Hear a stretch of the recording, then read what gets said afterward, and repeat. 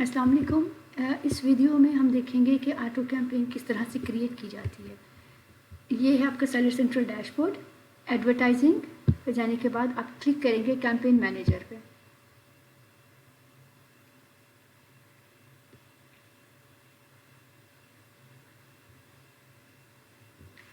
Create campaign,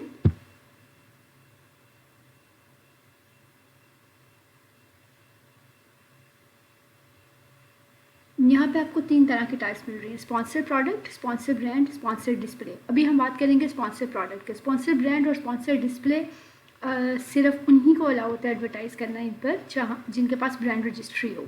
तो अभी हम देखेंगे स्पॉन्सर प्रोडक्ट। कंटिन्यू करें स्पॉन्सर प्रोडक्ट पर। सबसे पहले हम कैंपेन का नाम रखेंगे। कैंपेन का नाम हमारी अपनी अंडरस्टैंडिंग के लिए, ताकि लेटर ऑन जब हम सर्च टर्म रिपोर्ट डाउनलोड करें, डिफरेंट कैंपेन्स का एनालिसिस करें, तो we can differentiate between different campaigns, different products. तो यहाँ ये नॉर्मली हम अपनी प्रोडक्ट का नाम ही रखते हैं। तो लेट्स से हम ये कैंपेन क्रिएट करने जा रहे हैं फॉर स्पैचुला। तो you can make it like spatula auto. Budget आप यहाँ पे रखें $10। अच्छा, ये मैं बात कर रही हूँ जब हम कैंपेन क्रिएट कर रहे हैं इनिशियली। अभी हमारे पास कोई रिव्यूज़ नहीं है, अभी सिर्फ मेरे लिस्टिंग लाइव हुई है और मैंने सबसे पहले अपनी ऑटो कैंपेन क्रिएट कर लिया। $10 to $15 इसके दरमियान आप बजट रख सकते हैं। इसके बाद जब हम देखें कि कैसे इंप्रेशन आ रहे हैं, कैसे क्लिक आ रहे हैं, क्या स्टैट्स आ रहे हैं, तो उनके बेसिस पे हम अपना बजट इंक्रीज़ कर सकते हैं। लेकिन मैं रिकमेंड नहीं करूँगी कि आप कैंपेन अगर आपने लॉन्च किया तो आप फ़ौरन से $50 कर दें जब आपके पास एक भी रिव्यू नहीं है, क्योंकि ऑब्वियसली आप कितना भी एग्रेसिव चले जाएं, लेकिन अगर आपके पास रिव्यूज़ नहीं है, आपकी विजिबिलिटी तो बढ़ जाएगी, आप फर्स्ट पेज पे भी स्पॉन्सर होंगे और ट्रैफिक भी बहुत आप लेंगे, लेकिन कन्वर्जन के चांसेस उतने नहीं होंगे, क्योंकि बायर ऑब्वियसली प्रेफर करेगा उस सेलर से बाय करना जिसके पास रिव्यूज़ हैं, जो स्टैब्लिश्ड सेलर ऑलरेडी। तो एटलीस्ट जब तक आपके पास कुछ रिव्यूज़ नहीं हो जाते, डोंट गो एग्रेसिव। बजट यहाँ पे हमने रख दिया $10। टारगेटिंग में आपके पास ऑप्शन है ऑटो या मैनुअल। अभी हम ऑटो कैंपेन क्रिएट कर रहे हैं, तो ऑटो टारगेटिंग पे क्लिक करें। उसके बाद हमें चूज़ करनी है bidding strategy. Bidding strategy 3 types की होती है: down only, up and down and fix bid. Down only का मतलब है कि अगर मैंने अपनी बिड रखी है 0.50, ठीक है, तो अमेजोन मैक्सिमम मुझसे 0.50 चार्ज करेगा। इससे ऊपर वो मुझसे ऐसा नहीं कि 0.75 चार्ज कर ले।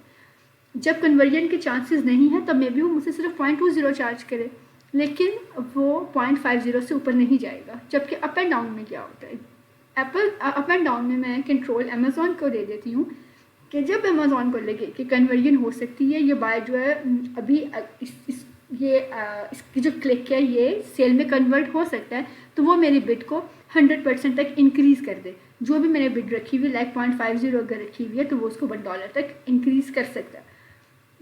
फिक्स बिड में क्या है, कन्वर्जन के चांसेस हैं या नहीं हैं, अमेजोन वही बिड चार्ज करेगा जो मैंने रख दिया पर क्लिक। जितने क्लिक होंगे उतनी बार मेरे 0.50 डिडक्ट हो जाएंगे। 0.50 से ज़्यादा भी नहीं और 0.50 से कम भी नहीं।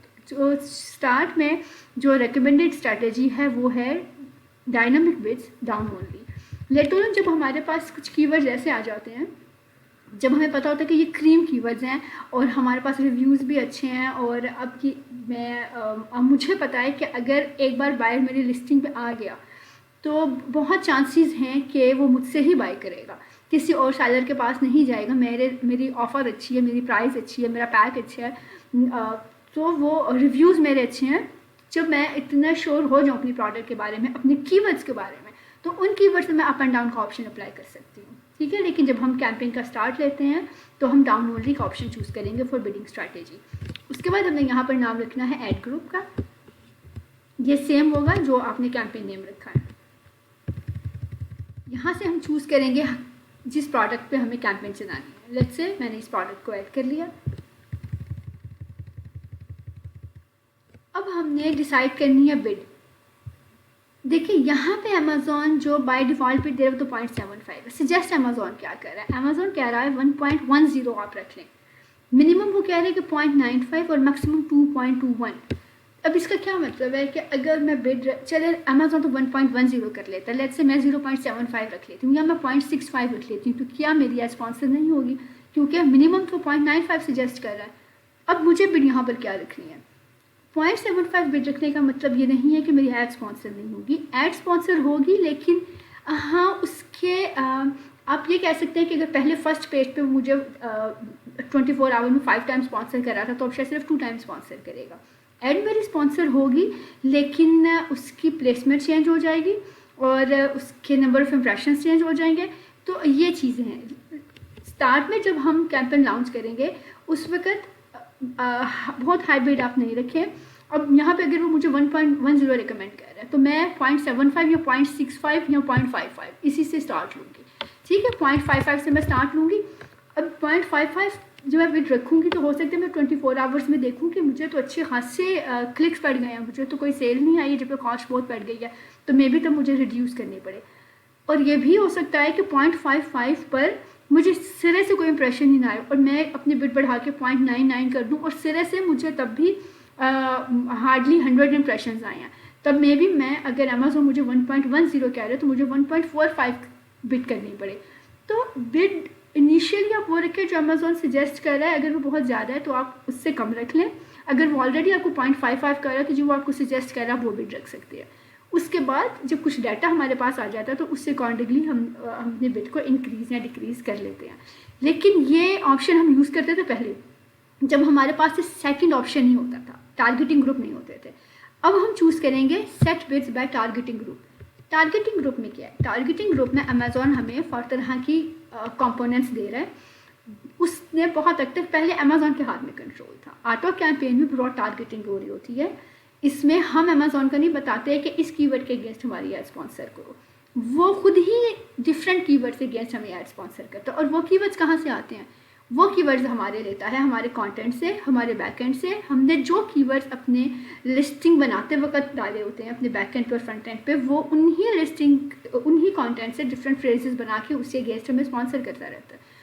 तो यहाँ पर अब पहले इस तरह से ही चलता था और अमेज़ॉन हमें नहीं पता अमेज़ॉन हमें कहाँ किस कीवर्ड के अगेंस्ट स्पॉन्सर कर देगा और हम अपनी मर्ज़ी से उस पर किसी किस्म का कोई कंट्रोल नहीं रखते। लेकिन अब कंट्रोल जो समहाउ हमारे हाथ में है। यहाँ पर अमेज़ॉन ने हमें कंट्रोल दे दिया है कि आप चाहो तो क्लोज मैच पे हाई बिड लगाओ, चाहो तो लूज मैच में हाई बिड लगाओ, या सब्स्टिट्यूट पे फोकस करो, या कॉम्प्लीमेंट्स पे करो, या लूज मैच को ऑफ ही कर दो, ठीक है। अब ये कंट्रोल हमारे पास है। अब इन चारों ऑप्शंस का क्या मतलब है और इनको हम किस तरह से यूज़ कर सकते हैं। जब आप ऑटो कैंपेन क्रिएट करें तो एक नहीं क्रिएट करें, आप 4 कैंपेन क्रिएट करें। अगर आप ऑटो कैंपेन $10 के बजट से या $20 के बजट से या $15 के बजट से रखने जा रहे हैं तो आप ऐसा करें कि 4 कैंपेन क्रिएट कर लें, चारों को $5-5 का बजट दे दें, ठीक है। इससे होगा क्या, इससे ये होगा कि मुझे पता है कि अगर ये $5 का बजट मेरा क्लोज मैच को लग रहा है तो ये higher relevant super relevant keywords को ही लग रहा है। इसमें किसी किस्म का कोई नेगेटिव किसी किस्म के कोई रेलेवेंट टारगेटिंग नहीं हो रही है, क्लोज मैच की बात कर रही हूँ, ठीक है। और ये एक्चुअली मुझे हेल्प कहाँ करेगा, ये डिफरेंट कैटेगरीज को इन डिफरेंट कैंपेन में जब मैं टारगेट करूँगी तो ये मुझे हेल्प करेगा जिस वक्त मैं कैंपेन को ऑप्टिमाइज़ करूँगी, जिस वक्त मुझे यहाँ से डाटा निकाल के अपनी मैनुअल कैंपेन में ले जाना होगा, तब मैं इजीली देख सकती हूँ कि अच्छा ये क्लोज मैच से मुझे कीवर्ड आया है तो इसका मतलब है कि ठीक है ये मैं इस कीवर्ड को स्पेसिफिकली इस मैच टाइप के साथ टारगेट कर सकती हूँ, ठीक है। अब अगर लूज मैच है, लूज मैच में क्या हो रहा है, सबसे पहले डिफरेंस देख लें कि क्लोज मैच और loose match substitute complements difference क्या है। क्लोज मैच और लूज मैच ये आपकी एड स्पॉन्सर करता है ऑन अमेज़ॉन सर्च पेजेस। मैंने स्पैचुला टाइप किया अमेज़ॉन के ब्राउज़र पे अमेज़ॉन सर्च बार में तो मुझे वहाँ पर जो स्पॉन्सर्ड लिस्टिंग्स नज़र आ रही हैं वो क्लोज मैच और लूज मैच से निकल रही हैं, जबकि सब्स्टिट्यूट और कॉम्प्लीमेंट्स कहाँ पर आपको स्पॉन्सर करती हैं। ये जो आपका बायर होता है, आपका जो शॉपर है, उसको आपकी ये ऐड मिलेंगी डिफरेंट प्रोडक्ट के डिस्क्रिप्शन के नीचे। आप देखेंगे कि जब हम amazon.com पे जाते हैं और वहाँ पर आप किसी भी लिस्टिंग को ओपन करते हैं तो प्रोडक्ट डिस्क्रिप्शन के बिल्कुल नीचे आपको हेडिंग मिल रही होती है स्पॉन्सर्ड प्रोडक्ट्स, ठीक है। वो जो स्पॉन्सर्ड प्रोडक्ट में ऐड शो हो रहे होते हैं, जब वहाँ पर बायर क्लिक करेगा तब आपकी सर्च टर्म में वो कीवर्ड नहीं आएगा जो कीवर्ड टाइप करके वो पहुँचा था लिस्टिंग तक, आपकी लिस्टिंग तक पहुंचा था, बल्कि आपके सर्च टर्म में वो एसिन आ रही होगी जिसके नीचे उसको आपकी ऐड नज़र आई है और उसने वहाँ पे क्लिक किया। ठीक है, अब ये एसिन कहाँ से आ रही है? ये हमें आ रही है सब्स्टिट्यूट से और कॉम्प्लीमेंट से। तो इन शॉर्ट क्लोज मैच और लूज मैच में अमेज़ॉन आपको स्पॉन्सर करता है अमेज़ॉन सर्च पेजेस पे, जबकि सब्स्टिट्यूट्स और कॉम्प्लीमेंट्स में अमेज़ॉन आपको स्पॉन्सर करता है दैट प्रोडक्ट डिटेल पेजेस। ठीक है, अब इनमें डिफरेंस क्या है? क्लोज मैच में अगर आपकी प्रोडक्ट है, फॉर एग्जांपल शैम्पू, आपने कीवर्ड टाइप किया शैम्पू, अब जब आप क्लोज मैच में आपकी एड स्पॉन्सर होगी तो आप देखेंगे कि डिफरेंट तरह के शैम्पू ही आपको नज़र आ रहे हैं। ये हो सकता है कि एक शैम्पू डैंड्रफ के लिए और शैम्पू जो है वो आपका हेयर फॉल के लिए, या आप डिफरेंट ब्रांड्स के शैम्पू है, वेरिएशन एक शैम्पू की, ये तो आप देख सकते हैं क्लोज मैच में, लेकिन exact match, exact relevant product आपको मिलेगी। ठीक है, सुपर रेलेवेंट कीवर्ड ही स्पॉन्सर होंगे क्लोज मैच में। जबकि लूज मैच में क्या होता है? लूज मैच नॉर्मली इस पर वैसे हमें कुछ अच्छी खास कन्वर्जन आती भी नहीं है, और हम इसे चाहें तो लो बिड रख कर इस पर हम काम कर सकते हैं। इनिशियली आप बिड वही रखें जो आप एक एवरेज बिड आप रख रहे हैं, उसके बाद आप देखेंगे जैसे से डाटा जनरेट होता है, अगर लूज मैच आपको हाई कॉस्ट दे रहा है क्योंकि आपने सेपरेट कैंपेन में इसको टारगेट किया हुआ, तो you can simply turn off that option. तो लूज मैच में किस तरह से टारगेटिंग होती है? लूज मैच है आपने कीवर्ड टाइप किया हेयर टॉनिक, ठीक है, और अमेज़ॉन आपको हेयर टॉनिक के साथ फेस टॉनिक भी दिखा रहा है, डिफरेंट प्रोडक्ट। तो ये नॉर्मली इतनी कन्वर्जन वैसे नहीं देता। तीसरा ऑप्शन है सब्स्टिट्यूट्स। सब्स्टिट्यूट्स में क्या है? अमेज़ॉन आपको प्रोडक्ट पेजेस के अंदर तो शो करेगा, डिफरेंट एसेंस के अंदर शो करेगा, लेकिन किन कीवर्ड से गेस शो करेगा। फॉर एग्जांपल अब मैं प्रोडक्ट लेने जा रही हूँ, मैंने कीवर्ड टाइप किया है इलेक्ट्रिक चॉपर, लेकिन अमेज़ॉन मेरी ऐड स्पॉन्सर कर रहा है। जब उसने मेरी ऐड स्पॉन्सर किए तो उसको मैनुअल चॉपर के गेस्ट भी स्पॉन्सर कर दिया। ठीक है, अब मेरी ऐड मैनुअल चॉपर जो प्रोडक्ट है उसके नीचे भी शो हो रही है। इलेक्ट्रिक चॉपर मेरी प्रोडक्ट है लेकिन वो मैनुअल चॉपर के नीचे शो हो रही है। क्यों? क्योंकि सब्स्टिट्यूट है ना, वो इलेक्ट्रिक और ये मैनुअल। अब कॉम्प्लीमेंट्स में क्या? कॉम्प्लीमेंट्स में मेरी ऐड कहाँ शो हो रही है? कॉम्प्लीमेंट्स में मेरी ऐड शो हो रही है, नॉर्मली वो हम देखते हैं प्रोडक्ट डिटेल पेज के नीचे ही आ रहा होता है बाय टुगेदर प्रोडक्ट। नॉर्मली ये ऐड हमारी वहाँ पर शो हो रही होती है। फॉर एग्जांपल मैं ओवन लेने गई हूँ और ओवन की लिस्टिंग के नीचे, ओवन के प्रोडक्ट डिस्क्रिप्शन के नीचे मेरी ऐड स्पॉन्सर हो रही है किस चीज़ की? ग्लव्स की, ओवन ग्लव्स की। ठीक है, अब ये एक दूसरे को कॉम्प्लीमेंट करें कि जो ओवन लेने गया है उसको मे बी ग्लव्स भी चाहिए हो। ठीक है, जो कुकिंग स्पैचुला लेने गया है उसको कुकिंग पॉट भी चाहिए होगा। ये हैं कॉम्प्लीमेंट्स। तो यहाँ पर रिकमेंडेड है कि जब आप इस कैंपेन पे काम करें, ऑटो कैंपेन पे, तो इन चारों कैटेगरीज को अलग अलग टारगेट करें। ठीक है, क्लोज मैच को आप यहाँ पर ऑन रखें, लूज मैच, सब्स्टिट्यूट्स और कॉम्प्लीमेंट्स इनको आप ऑफ कर दें। ठीक है, बिट 0.75 के साथ चलेंगे।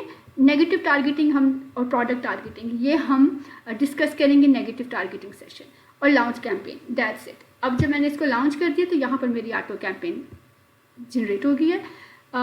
कुछ आवर्स में ये लाइव हो जाएगी।